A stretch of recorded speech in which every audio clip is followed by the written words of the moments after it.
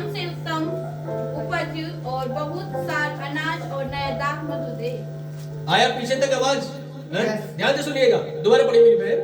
परमेश्वर तुझे आकाश से ओस और भूमि की उत्तम से उत्तम उपज और बहुत सा अनाज और नया दाख मधु दे। परमेश्वर तुझे आकाश से क्या दे? ओस दे। क्या दे भाई? ओस से क्या होता है? हमारा खेत, हमारा खलिहान सींचा जाता है ना, जमीन सींची जाती है, और ओस का पड़ना बहुत जरूरी है। हालेलुया।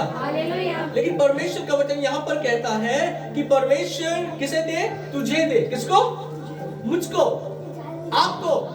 परमेश्वर आकाश से ओस दे और भूमि की उत्तम से उत्तम उपज दे, और फिर लिखा है और बहुत सा अनाज और नया दाख मधु दे। हालेलुया। क्या कहते परमेश्वर हमें? ओस और उत्तम से उत्तम उपज और नया अनाज और नया दाख मधु। ध्यान से सुनिएगा, ये परमेश्वर मुझे और आपको देने के लिए कहता है, देना चाहता है। परमेश्वर कहता है मैं तुम्हें आकाश से ओस दूंगा, मैं तुम्हें उत्तम से उत्तम उपज दूंगा, मैं तुम्हें खेत या कहें भूमि की उत्तम से उत्तम उपज दूंगा, बहुत सा अनाज दूंगा, नया दाख मधु दूंगा। एक मनुष्य के जीवन के पालन पोषण के लिए क्या आवश्यकता है? खाना और पीना, जिसको परमेश्वर आशीष करके मुझे और आपको देना चाहते हैं। हालेलुया। परमेश्वर का वचन जब हम यहाँ पर पढ़ रहे हैं, उत्पत्ति की किताब 27 के 28 में प्रिय कुर्बान पढ़कर मैं बताऊंगा, परमेश्वर यहाँ पर मुझे आकाश से ओस देने के लिए वायदा करता है, भूमि की उत्तम से उत्तम उपज देने के लिए वायदा करता है। परमेश्वर मुझे और आपको अच्छा अनाज देने के लिए वायदा करता है। परमेश्वर यहाँ पर मुझे और आपको नया दाख मधु देने के लिए वायदा करता है। Hallelujah, hallelujah. लेकिन यहाँ पर मुझे और आपको कुछ बातें सीखनी पड़ेगी। कौन कौन चाहता है कि मुझे उत्तम से उत्तम अनाज उपज मिले? कौन चाहता है कि मुझे नया दाख मधु मिले? कौन चाहता है कि परमेश्वर मुझे आकाश से नई ओस देने पाए? हालेलुया। परमेश्वर देना चाहता है और मनुष्य लेना चाहता है। लेकिन गड़बड़ कहां पर आती है? मैं पिछली बार भी कह रहा था, गड़बड़ वहां पर आती है जब हम अपनी इच्छाओं के अनुसार मांगते हैं, लेकिन परमेश्वर अपनी इच्छा के अनुसार देना चाहता है। परमेश्वर फिर उसी बात को रिपीट कर कहते हैं कि मैं तुम्हें आकाश से ओस दूंगा, भूमि की उत्तम से उत्तम उपज दूंगा, मैं तुम्हें अनाज दूंगा, मैं तुम्हें नया दाख मधु दूंगा। हालेलुया। मुझे और आपको परमेश्वर देना तो चाहते हैं, लेकिन कुछ बातें आज मैं और आप सीखने के लिए जा रहे हैं। एक वचन और आप मेरे साथ पढ़ेंगे, 2 कुरिन्थियों 9 अध्याय और उसका 7 और 8 वचन को पढ़ेंगे।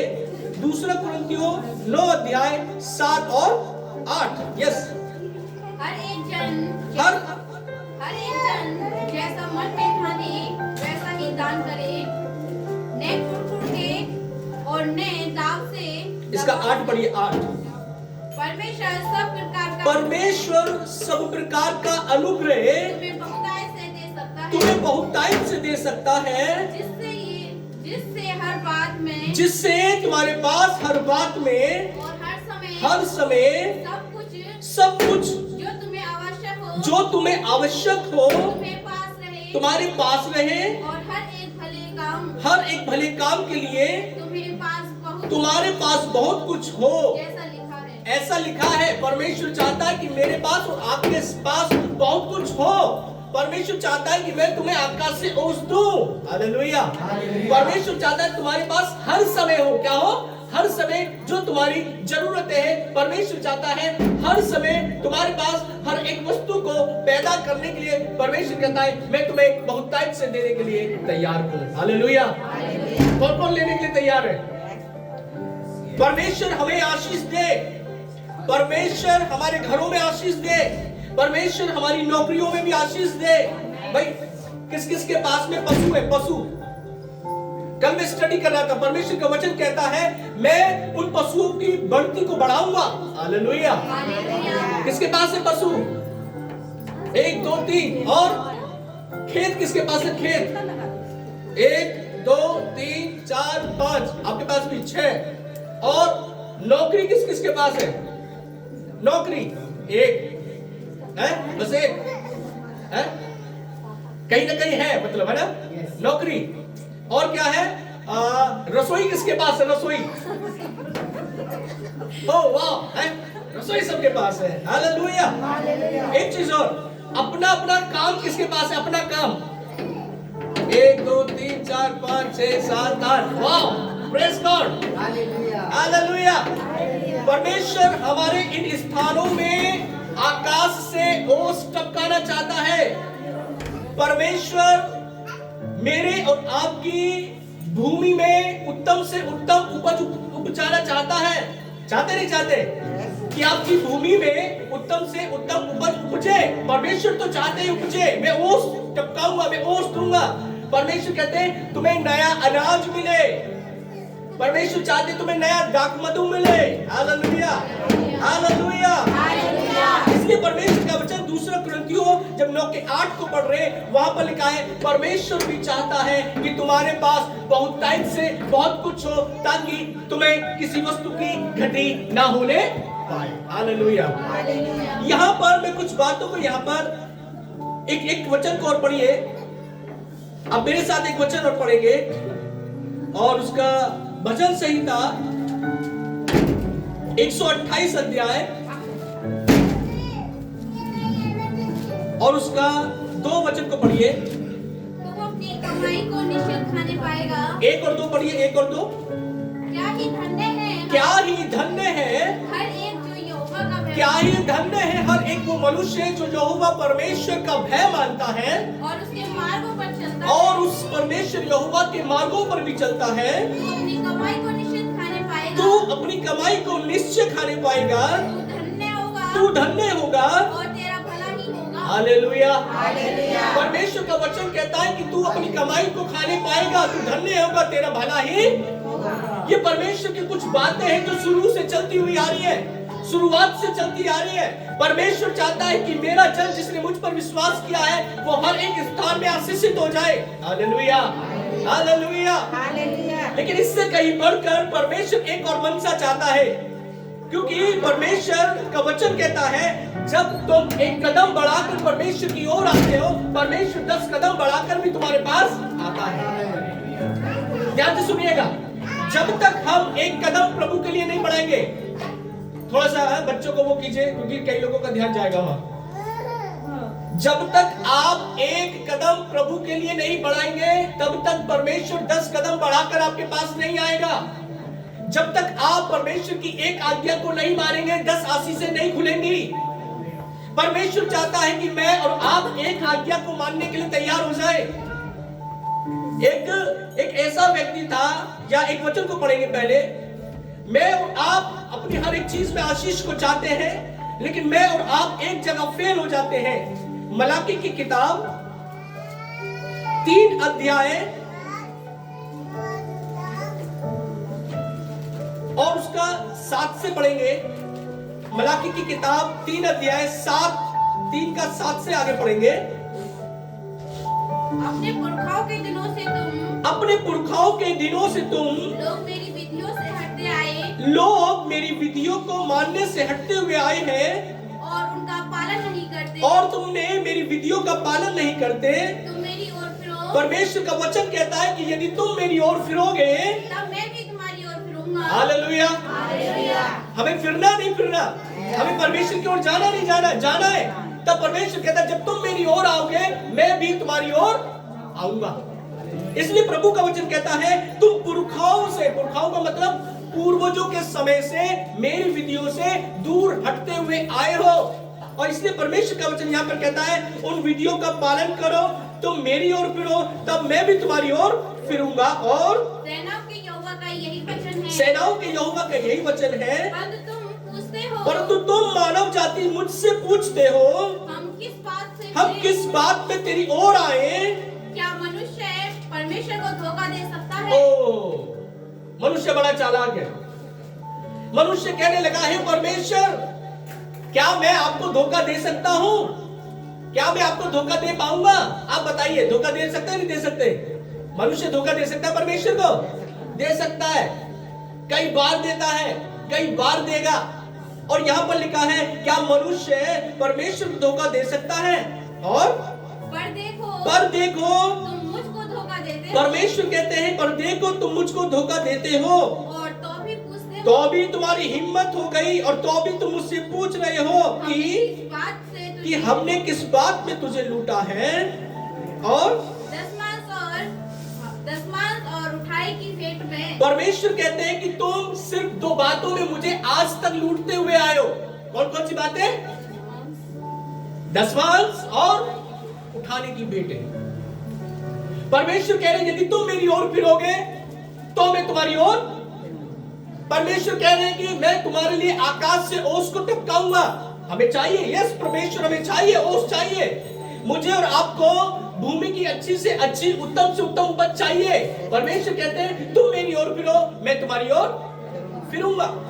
मुझे और आपको नया अनाज चाहिए, नया दाखमादू चाहिए। परमेश्वर कहते हैं तुम मेरी ओर फिरो, मैं भी तुम्हारी ओर फिरूंगा।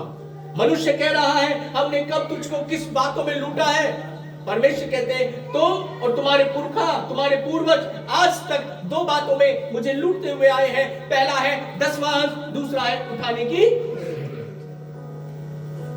और आज भी यदि इस चर्च में भी पूछा जाए प्रार्थना कौन करता है? सब करते हैं।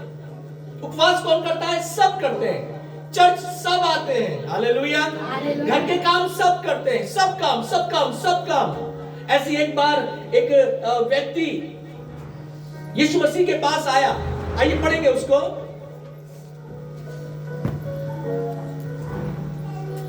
उसका लूका की किताब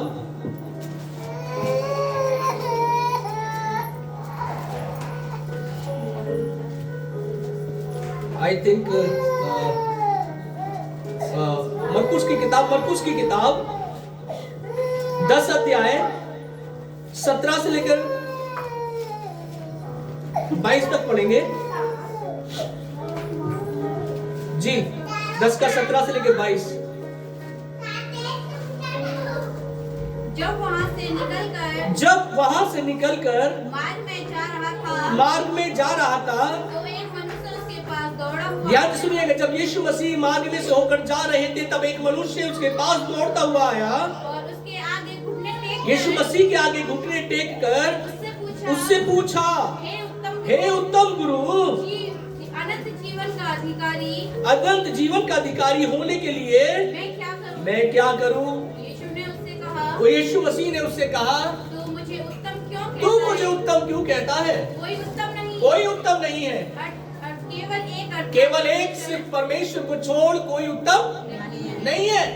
क्यों तू मुझे उत्तम कहता है? एक मनुष्य दौड़कर यीशु मसीह के पास आता है और वो कहता है कि हे रब्बी, हे गुरु, मैं अनंत जीवन का अधिकारी होने के लिए मैं क्या करूं? ध्यान से सुनिएगा, परमेश्वर का वचन अधिकारी होने के लिए मैं और आप भी अनंत जीवन के अधिकारी होने के लिए जा रहे हैं। इसलिए यहां पर कुछ बातें लिखी है कि 19 में लिखा है तू आज्ञाओं को कैसे जानता है? तू आज्ञाओं को तो जानता ही है। और लिखा है, बढ़िया, किसी के पास नहीं है और शायद निकाला नहीं है। यस 19। तू आज्ञाओं को तो जानता है। ध्यान से सुनिएगा, तू आज्ञाओं को तो जानता है। हत्या न करना, व्यभिचार न करना, चोरी न करना, झूठी गवाही न देना, छल न करना, अपने पिता और अपनी माता का आदर करना। अपनी माता और पिता का आदर करना। उसने उससे कहा, देखिए ये यीशु मसीह बता रहे, तू जानता तो है व्यवस्था में क्या लिखा है। इन बातों को मत करना, हत्या न करना, चोरी न करना, झूठा बोलना, व्यभिचार न करना, माता पिता का आदर करना। और लिखा है कि उसने उससे कहा, हे गुरु, इन सब बातों को तो मैं लड़कपन से मानता आया हूं। वो व्यवस्थापक, वो धनी व्यक्ति ये कह रहा है, इन बातों को तो मैं बचपन से सुनता हुआ और इनको मानता हुआ भी आया हूं। और यीशु ने उस पर दृष्टि करके, यीशु मसीह ने अब क्या किया? यीशु मसीह ने उस धनी व्यक्ति के ऊपर दृष्टि की और वचन में लिखा है उससे प्रेम किया। बस रुक जाइए, है क्या किया? दृष्टि करके उस धनी व्यक्ति के ऊपर प्रेम जताया। हालेलुया। जैसे ये धनी व्यक्ति हत्या ना करना जानता है, व्यभिचार ना करना जानता है, चोरी ना करना जानता है, झूठी गवाही ना देना ये जानता है, माता पिता का आदर करना ये भी जानता है, लेकिन हालेलुया हालेलुया वो कह रहा है धनी व्यक्ति, इन बातों को मैं लड़कपन से करता हुआ, मैं और आप भी ऐसे ही है, मैं और आप भी इस धनी व्यक्ति के समान है। हमने जब से चर्च में आए, जब से प्रार्थना में आए, हम कई बातों को मानते हैं, जानते हैं, और कई बातें हम मसीह से पहले भी उन बातों को सही जो अच्छे हैं उनको करते हुए हम आए। हमने किसी का बुरा नहीं चाहा या चाहा, हमने किसी की हत्या नहीं की, हमने किसी के विपरीत कोई गलत बातें नहीं सोचते। हालेलुया।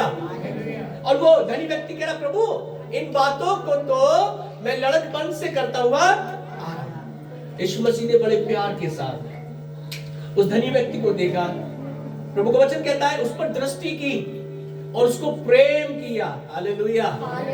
लेकिन परमेश्वर ने उसको एक जगह पकड़ लिया, एक बात के लिए।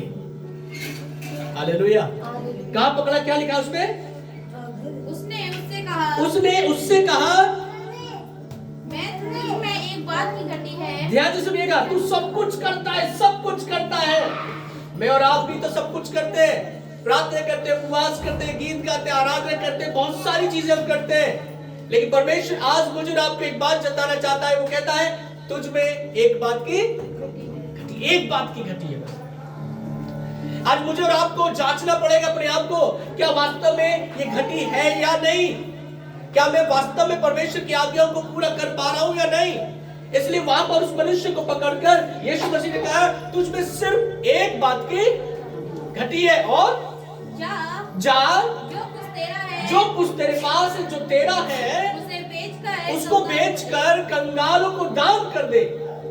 इसका मतलब क्या निकल कर आता है? जब स्टडी कर रहा था, परमेश्वर मुझे और आपको उस स्थान पर पकड़ लेता है जहां जिस स्थान में मेरे और आपके जीवन में कमी होगी।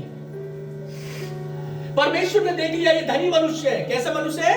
धनी है, लेकिन अपने धन से आज तक इसने कभी भी ईश्वर के राज्य के लिए दान नहीं किया। सब कुछ करता रहा है, सब कुछ करता रहा है, व्यवस्था को पढ़ता है, चर्च जाता है, यहूदी आराधनालय में जाता है, सब काम करता है, लेकिन एक काम में, एक बात में इसके जीवन में घटी पाई गई, और वहीं पर यीशु मसीह ने इसको पकड़ लिया और पकड़कर कहा तुझमें एक बात की घटी है। ध्यान से सुनिएगा, लेकिन वहां पर प्रेम भी जताया है। यीशु मसीह क्रोध नहीं कर रहा, उस पर दृष्टि करके प्रेम जताया और कहा तुझमें एक बात की घटी है, जो कुछ तेरे पास है उसे बेचकर कंगालों को दान कर दे। क्या कर दे? दान कर दे। इसलिए परमेश्वर ने उसको उस स्थान से पकड़ लिया जहां उसके जीवन में कमी थी। हालेलुया। इसलिए परमेश्वर का वचन कहता है 10वां अंश और उठाने की भेंटें परमेश्वर के आराधनालय में, परमेश्वर के भवन में लेकर आइए। मेरे और आपके जीवन में भी बस एक ही कमी घटी है, हम परमेश्वर के राज्य के लिए करते नहीं हैं। हमारे पास खेती भी है, पशु भी है, नौकरी भी है, रसोई भी है, कई चीजें हैं, लेकिन हम उस स्थान से निकालकर उस स्थान को और आशीषित नहीं करना चाहते। हम मैं आपको बताऊं, आपके द्वारा ही आपकी हर एक चीज आशीषित होगी। आपको याद होगा यीशु मसीह के समय 5 रोटी 2 मछली किसने खिलाई था? भोजन था यीशु का हाथ, खिला चेले रहे थे। हालेलुया। इसका मतलब वहां पर क्या हुआ? यीशु मसीह तोड़कर दे रहे थे और वो अपनी जेब में, पॉकेट में रखकर उनको दे रहे होंगे शायद खाना। और जब उन्होंने देखा चेलों ने, जेब से रोटी खत्म नहीं हो रही, मछली खत्म, इसका मतलब उनके चेलों के हाथ में आशीष थी। आपके आशीष आपके हाथों में है। यदि आप परमेश्वर को रेस्पेक्ट, मैं आपको बताऊं, दान 10वां अंश देना परमेश्वर को ये रेस्पेक्ट करना होता है, परमेश्वर को आदर करना होता है। आप बताइए, मुझे और आपको उत्तम से उत्तम वस्तु परमेश्वर के लिए देनी चाहिए या नहीं? देनी चाहिए। हालेलुया। इसलिए प्रभु का वचन देखिए, ऐसा नहीं कि बाइबल में नहीं लिखा, कई जगह लिखा है। परमेश्वर का वचन पढ़िए मेरे साथ में, 23 अध्याय, निर्गमन की किताब 23 अध्याय और उसका 19 आयत में लिखा है, 23 का 19, निर्गमन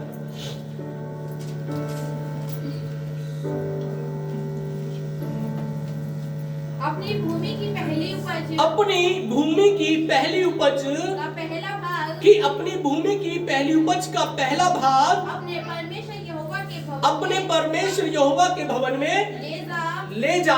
बकरी का बच्चा हाँ, उसकी माता के दूध दूध में ना पकाना। बस एक शब्द को यहाँ पर मैं आपके इंडिकेट कराना चाहूंगा। प्रभु का वचन कहता है अपनी भूमि की उपज जो पहली उपज है उसको परमेश्वर यहोवा के भवन में लेकर जा। ये आज्ञा है। आप मुझे बताइए खेत में क्या क्या बोया जाता है, क्या क्या उगता है? नहीं, अब खेत नहीं किसी के पास आ रहा है। गेहूं, बाजरा, मक्का, धान, सब्जी भी बोई जाती है कई बार, कई जगह बहुत सारी चीजें हैं। ईख भी बोई जाती है, ज्वार भी बोई जाती है, बहुत सारी चीजें कहां बोई जाती है? परमेश्वर आपको उत्तम से उत्तम वस्तु देना चाहता है, खेत से भी। हालेलुया। एक जगह नीति वचन में ऐसा लिखा है, एक स्त्री ने मन में सोचा कि मैं एक खेत खरीद लूंगी। हालेलुया। उसने सोचा और नीचे की लाइन में ऐसा लिखा है उसने खेत खरीद लिया। Hallelujah, hallelujah. इसलिए परमेश्वर का वचन कहता है किसकी उपज? भूमि की उपज। अब भूमि की उपज एक उपज नहीं है, भूमि की कई उपज है। और परमेश्वर का वचन कहता है भूमि की उपज को कहां लेकर आ? परमेश्वर यहोवा के भवन में। हालेलुया। इसलिए वहां पर जब भजन संहिता को पढ़ रहे थे 128 को, उसमें लिखा है तू अपनी कमाई को निश्चय खाने पाएगा, तू धन्य होगा, तेरा भला ही होगा। लेकिन कई बार मैं और आप, परमेश्वर जानता है, एक ही बात में घटी है बस। यीशु मसीह ने उसको पकड़ लिया, कहा एक ही बात पर। मेरे और आपके जीवन में भी सिर्फ एक ही बात की घटी है। हम जानते हैं, सुनते आए, लेकिन आज तक हम कर नहीं पाए। यदि करते भी हैं तो उसको लगातार नहीं कर पाते। एक बार किया फिर छोड़ दिया, 2 बार किया फिर छोड़ दिया।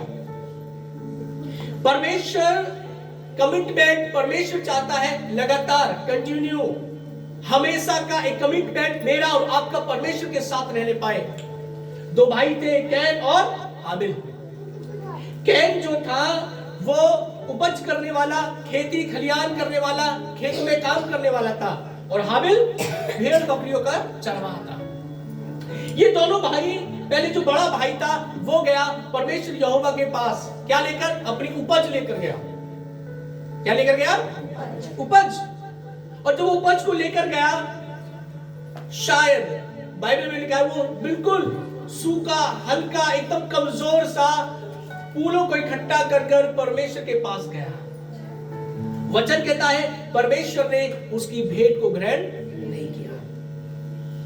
जब हाबिल का नंबर आया, हाबिल अपनी भेड़ बकरियों में से सबसे उत्तम जो मेमना था उसको लेकर परमेश्वर के भवन में गया। हालेलुया। और परमेश्वर ने उसकी भेंट को ग्रहण, मैं फील करूं शायद वो बड़ा आनंदित हो रहा होगा, आनंद बना रहा होगा, क्योंकि समय आ गया है परमेश्वर को देने का। और वो शायद अपनी भेड़शालाओं में अच्छे से अच्छे, सुंदर से सुंदर मेमने को देख रहा होगा, कौन सा अच्छा है, मैं इसको परमेश्वर यहोवा के सामने चढ़ा दूं।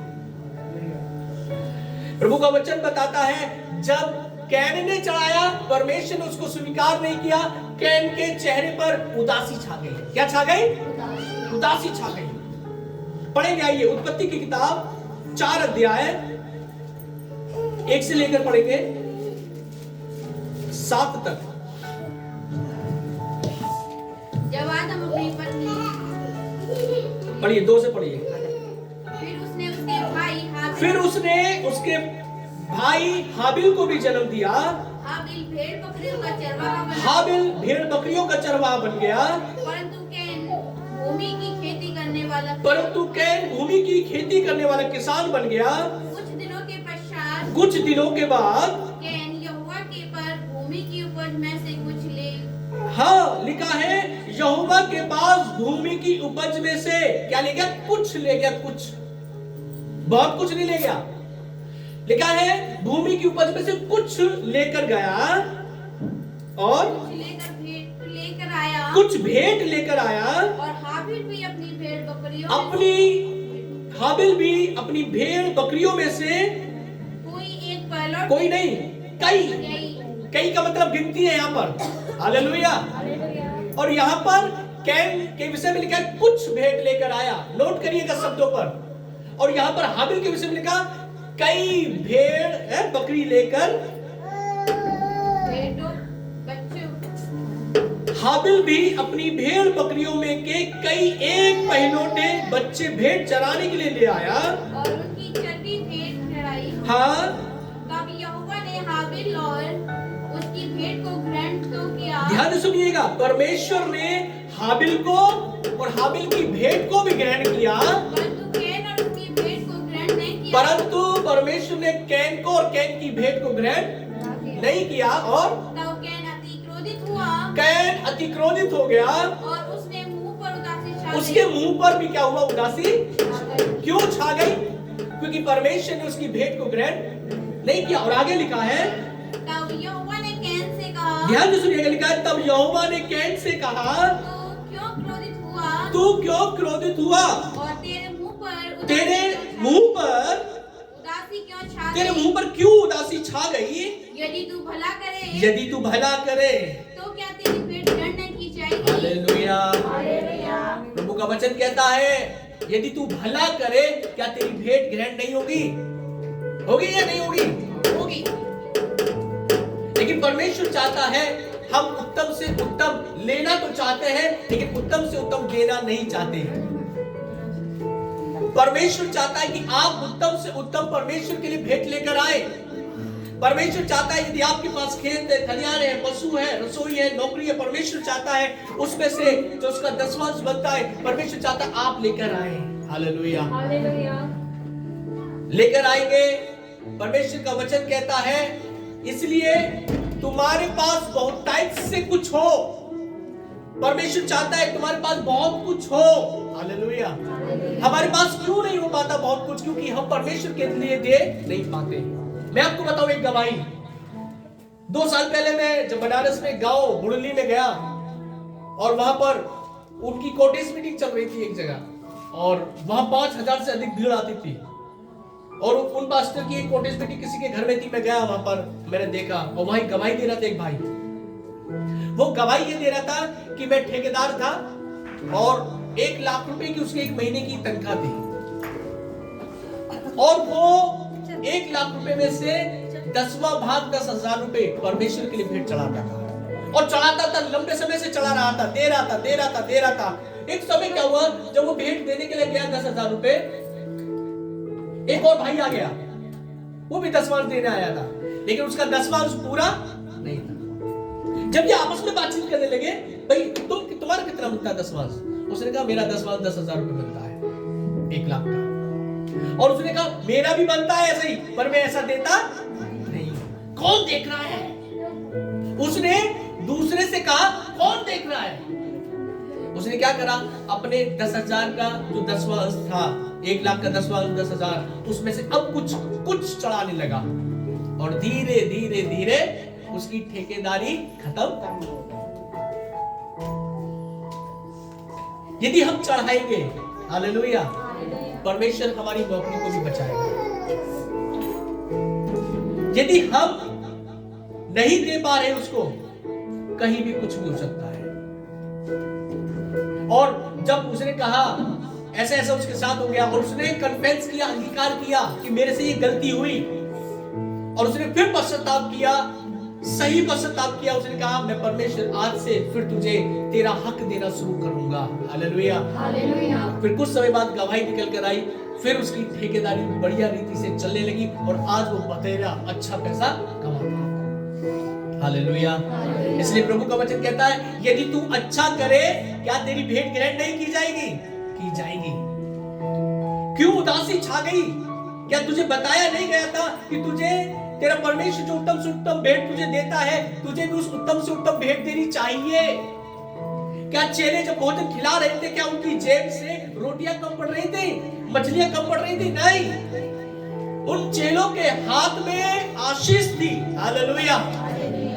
आपके हाथों में आपकी आशीष है।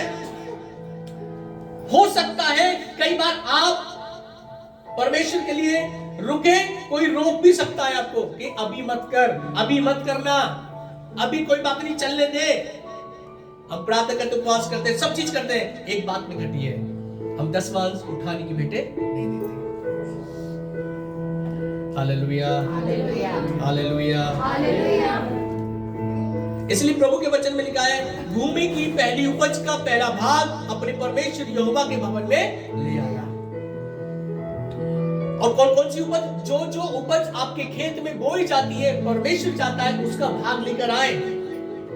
फिर आप देखिए, परमेश्वर आपके स्थान को आशीष करेगा। Hallelujah, hallelujah, hallelujah. देखिए कई बार जब आप करेंगे, करने की कोशिश करेंगे, आपका विचार आएगा, इतने रुपए में तो मेरा ये काम बन सकता है। मैं कल सोच रहा था, मान के चलिए हमारे पास कोई नौकरी नहीं है, मैं विचार कर रहा था, और यदि कहीं नौकरी, एक मनुष्य यदि सोचे कि यार उसके पास नौकरी नहीं है, और वो सोचे मुझे 8,000 वाली नौकरी मिल जाए। ध्यान से सुनिएगा, इसको सोचिएगा, मिल कौन सी जाए? 8,000 वाली, लेकिन मिल रही है उसको 6,000 रुपए वाली। तो बताइए वो नौकरी करेगा नहीं करेगा? करेगा, और उसी 6,000 में भी एडजस्ट करेगा, करना पड़ेगा।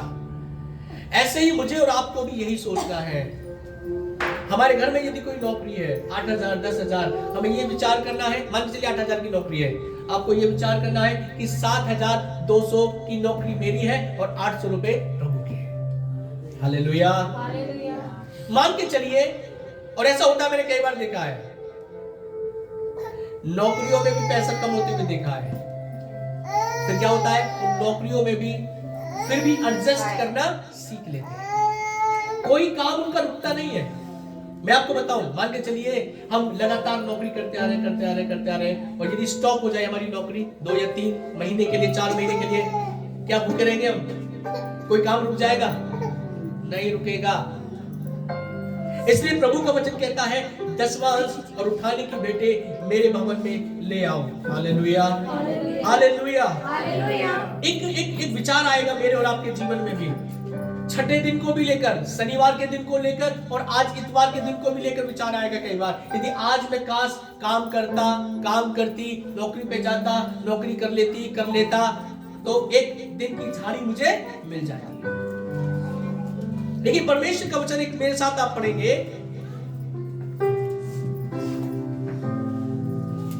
ले व्यवस्था की किताब 25 अध्याय और उसकी 20, 21, 22 आयत को पढ़ेंगे। मिल गया? ले व्यवस्था की किताब 25 अध्याय के 20, 21, 22।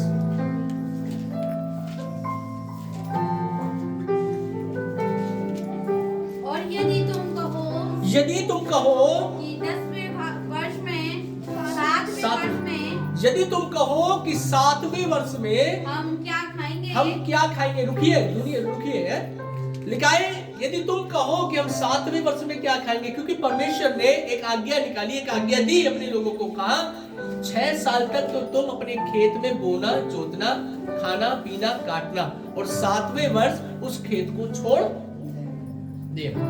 मैं आपको मालूम है, एक महिला भी यदि अधिक बच्चे पैदा करती है तो उसका भी शरीर कमजोर हो जाती है। ऐसी भूमि है, ऐसे ही भूमि है। यदि भूमि बार बार जोती और बोई जाएगी, उसको भी कमजोरी महसूस होगी। इसलिए प्रभु ने कहा 6 वर्ष तक तो तुम खूब उसमें जोतो, बो, काटो, कुछ भी करो, लेकिन 7वें वर्ष तुम उसको खेत को छोड़ देना। और अब इजरायली लोग कहने लगे कि हम फिर 7वें वर्ष में खाएंगे क्या, यदि जोते बोएंगे नहीं? आता है विचार, खाएंगे क्या? ऐसे कई बार भी और अब ये सोचते हैं, यदि हम इतवार में 7वें दिन, आज के दिन यदि हम जाएंगे तो आज के दिन की रोटी मिलेगी कहां से? इसलिए प्रभु का वचन देखिए, बड़ी मेरी बहन आगे क्या लिखा है?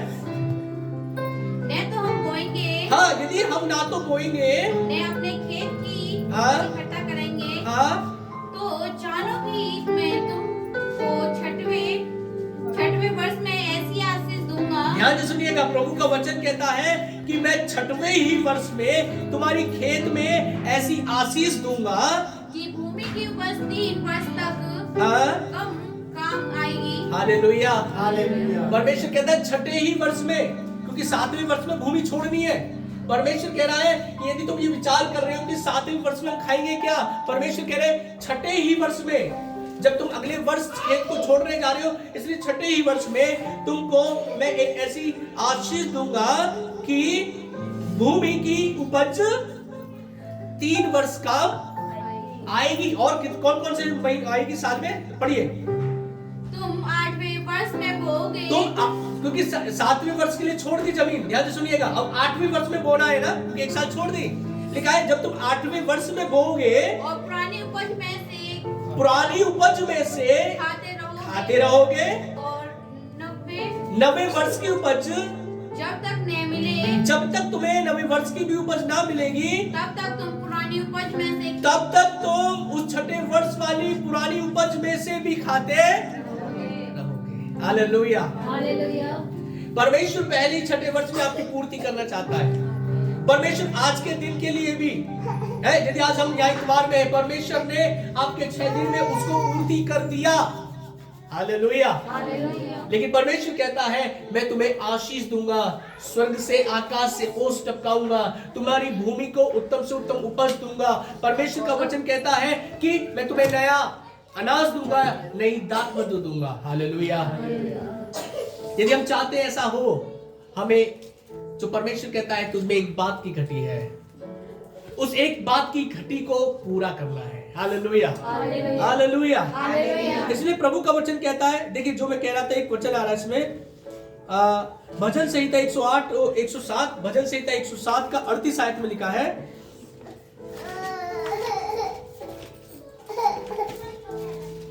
भजन संहिता 107 का 38 पढ़िए। वह उनको ऐसी आशीष देता है, वह उनको ऐसी आशीष देता है कि वे बहुत बढ़ जाएंगे, वे बहुत बढ़ जाते हैं, और उनके पशुओं को भी, और उनके पशुओं की भी, वह घटने नहीं देता, वह उनके पशुओं को भी घटने नहीं देता। नहीं देता। हालेलुया। आप चाहते हैं आपका पशु बढ़े या घटे? बढ़े।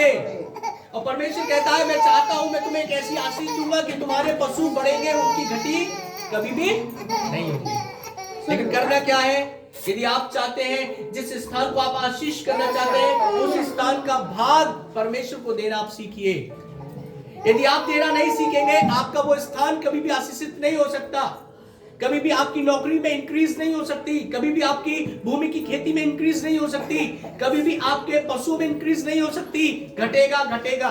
लेकिन जब आप देना सीख जाएंगे, परमेश्वर कहता है एक कदम बढ़ाइए, मैं भी तुम्हारी ओर फिरूंगा, 10 कदम बढ़ाकर मैं तुम्हारे पास आऊंगा। हालेलुया। हालेलुया। हालेलुया। एक वचन और पढ़िए मेरे साथ में, आप 2-3 वचन पढ़ेंगे। निर्गमन की किताब 22 अध्याय और उसकी 29 आयत को पढ़ेंगे। निर्गमन 22 का 29 सब पढ़िए, बहुत अच्छे चीजें हैं, बहुत अच्छा वचन है।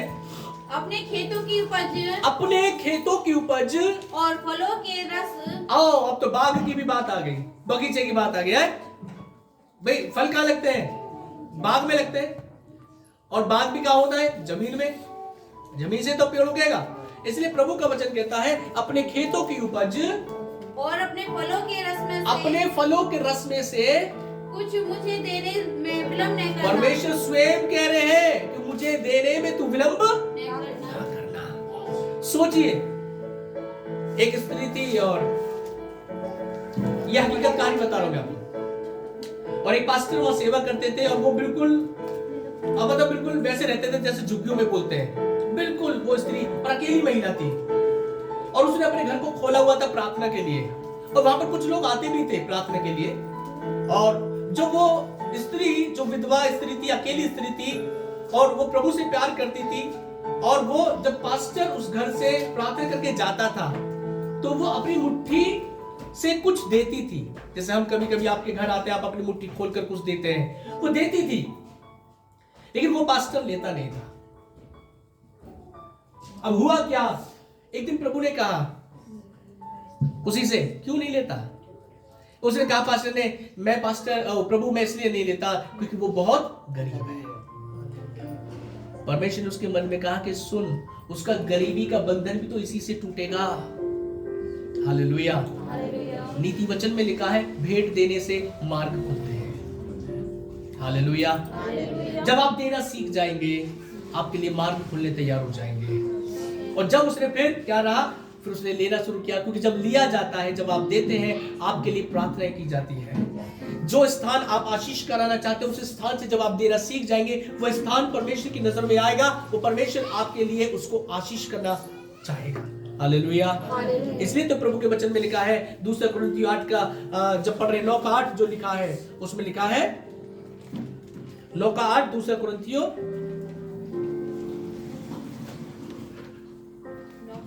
जी।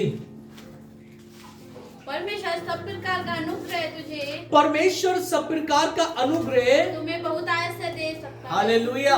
परमेश्वर सब प्रकार का अनुग्रह तुम्हें बहुतायत से दे सकता है, और जिससे हर बात में और हर समय सब कुछ जो तुम्हें आवश्यक हो तुम्हारे पास रहे, और हर एक भले काम के लिए तुम्हारे पास बहुत कुछ हो। परमेश्वर चाहता है तुम्हारे पास बहुत कुछ हो। तुम्हारे पास पशु भी हो, अच्छी नौकरी भी हो, अच्छी उपज भी हो, अच्छे खेत खलियान हो, अच्छे मकान हो, दुकान हो। परमेश्वर चाहता है हो।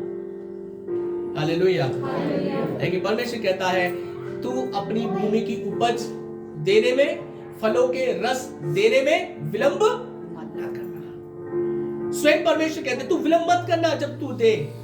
हालेलुया। एक जगह तो ऐसा लिखा है शायद व्यवस्था विवरण में कि जब तू दे तो अपनी मुट्ठी को भी कड़ी ना करना। मतलब जब तू दे तो अपने उस दान को ढीले हाथ से देना। हालेलुया। जब हम देते हैं परमेश्वर आशीष करता है। मलाकी की किताब और उसका 3 अध्याय जो हम अभी पढ़कर गए थे, ये आखिरी वचन हम पढ़ेंगे इस समय। मलाकी की किताब, वचन बहुत है इसमें, और मलाकी की किताब 3 अध्याय, हाँ पढ़िए 10 आयत से। सारे 10 अंश भंडार में ले आओ, सारे 10वां अंश भंडार में ले आओ, कि मेरे भवन में हाँ, भोजन वस्तु रहे, मेरे भवन में भोजन वस्तु रहे। और सेनाओं का यहोवा यह कहता है, सेनाओं का यहोवा परमेश्वर यूं कहता है कि ऐसा करके तुम मुझे परखो कि मैं आकाश के झरोके तुम्हारे लिए खोलकर तुम्हारे ऊपर अपरंपार की आशीष की वर्षा करता हूँ कि नहीं। ऐसा परमेश्वर कह रहा है। अपने स्थान की वस्तुओं को देकर परमेश्वर को आप परखे। परमेश्वर कहता है जब आप ऐसा करेंगे फिर देखो मैं तुम्हारे लिए आकाश से उन आशीषों की वर्षा करता हूँ कि नहीं। हालेलुया। फिर आगे क्या लिखा है? हाँ, मैं तुम्हारे लिए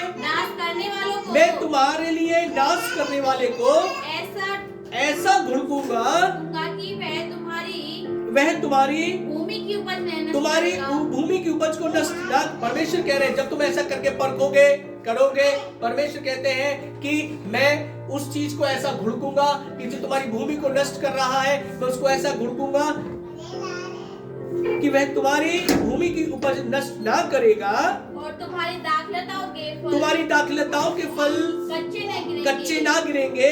सेनाओं के यहोवा का यही वचन है।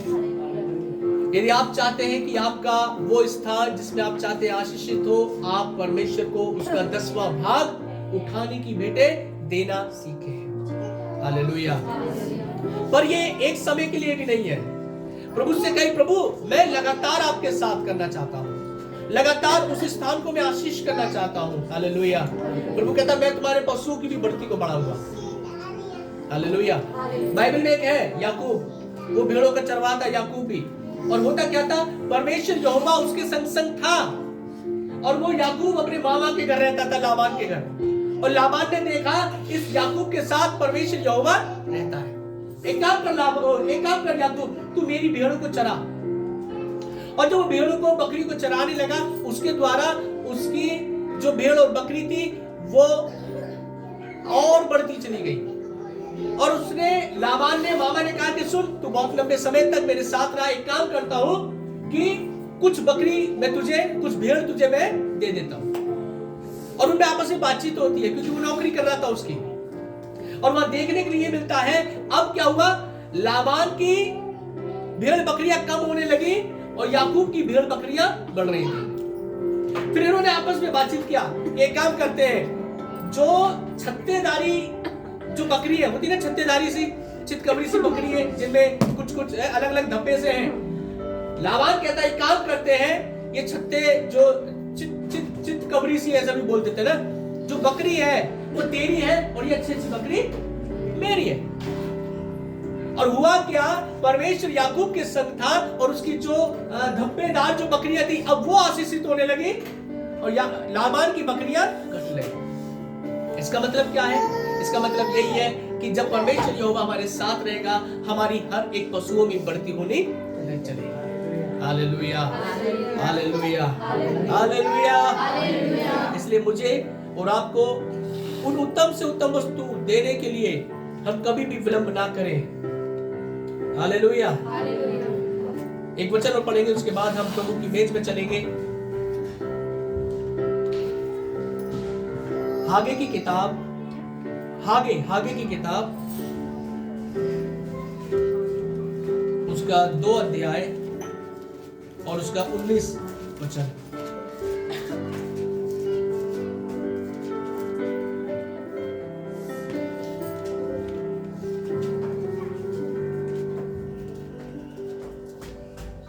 Page number 1096।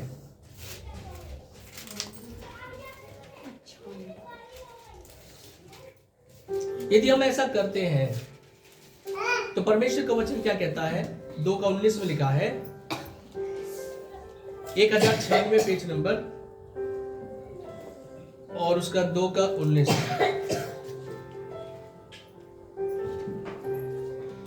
हागे की किताब 2:19। क्या अब तक बीज खत्ते में है? मतलब यहाँ पर क्या हो रहा है? परमेश्वर कह रहे हैं, सुनो, क्या अब तुम्हारे पास बीज है? वो मनुष्य कह रहा नहीं है। क्या बीज खत्ते में है? वो मनुष्य कह रहा नहीं है। और अब तक दाखलता और क्या अब तक दाखलता और अंजीर, अनार और जलपाई के वृक्ष और जैतून के वृक्ष नहीं फले? परंतु आज रुको, वो बातचीत कर रहा परमेश्वर मनुष्य से, हागे से बातचीत कर रहा। क्या है? क्या बीज खत्ते में है? क्या अनार पेड़ पर लग रहा है? क्या अंजीर है? क्या ये है? क्या ये है? हागे कहता नहीं है। और मैं और आप भी देखें, कई बार कई चीजों को जो हम देख रहे हैं हमारे परिवारों में भी नहीं है। जिन चीजों का आप कई बार सोच रहे हैं, पूनम बहन नींद आ रही है? कई चीजों को जो हम सोचते हैं अपने परिवारों में ऐसा हो, वो नहीं है। बीज खत्ते में नहीं है, पेड़ में अनार नहीं लग रहा है, अंजीर नहीं लग रहा और जैतून के वृक्ष नहीं फल रहे, लेकिन परमेश्वर का वचन कहता है, परंतु आज के दिन से, हालेलुया, परंतु आज के दिन से मैं तुमको आशीष देता रहूंगा। हालेलुया। कब आशीष देगा? जब आप एक कदम बढ़ाएंगे। कब आशीष करेगा? जब परमेश्वर की ओर आप फिरेंगे। तब परमेश्वर कहता है, उसी दिन से मैं तुम्हें आशीष देता रहूंगा। Hallelujah, hallelujah. ऐसा करके मुझे और आपको परमेश्वर के लिए बरतना है। किस में? दशमांश और उठाई की। थोड़ा सा मान के चलिए, दशमांश किसको बोलते हैं? कोई बताएगा किसे बोलते हैं दशमांश? हमारी कमाई का कितना बनता है? जैसे 10,000 कमा रहे हैं, यदि हम 10,000 कमा रहे हैं, 1,000 प्रभु का है। और उठाई की बेटे क्या होती है मालूम है किसी को? किचन के घर का जो राशन या रसोई होती है, जो भी आप यूज करते हैं। मान के चलिए 10 साबुन लेकर आए। कितने लेकर आए? 9 आपके हैं और 1। जब आप ऐसा करेंगे, परमेश्वर कहता है, मैं परंतु आज के दिन से ही मैं तुम्हें आशीष देता। मान के चलिए 1 किलो चीनी हम लेकर आए, 900 ग्राम आपकी है, 100 ग्राम परमेश्वर की। और क्या बहुत सारी चीजें हैं, बहुत सारी वस्तु आप जानते हैं रसोई में क्या इस्तेमाल होता है। क्या ऐसा नहीं है कि हम लोग नहीं करते या हमने नहीं किया। जब हम विश्वास और बड़ा अच्छा भी लगता था। और मुझे याद आ रहा है जब हम अपने दरवाजे के पीछे खूंटी टांग देते तो उसमें रखते थे और एकदम लगता था अब की बार जब हम इतवार जाएंगे और इस उठाई की भेंट को लेकर हालेलुया। ऐसा करेंगे परमेश्वर आपकी पोजीशन को भी, आपके स्थान को भी परमेश्वर बढ़ाएगा। Hallelujah hallelujah hallelujah. एग्री है? हैं? करना चाहिए या नहीं? यस। यस। यदि हमें उत्तम से उत्तम वस्तु चाहिए परमेश्वर से, हमें करना चाहिए है? क्योंकि यदि पूछा जाए, मान के चलिए आपसे ही कोई पूछ ले कभी, क्या आप विश्वासी है? क्या कहेंगे आप?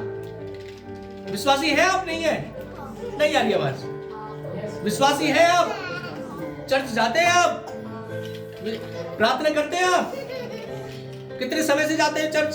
पूछ रहा है कोई और आपसे पूछ ले दशमांश देते हैं आप? क्या कहेंगे? अब देखो, जैसे चेहरे पे उदासी है ऐसी कैन के भी चेहरे पर उदासी थी। इसलिए प्रभु ने कहा उससे, यदि तू भला करता क्या तेरी भेंट ग्रहण न की जाती? की जाती। हालेलुया। और देखो, भूमि की उपज कोई एक उपज नहीं है, खाली गेहूं ही नहीं है।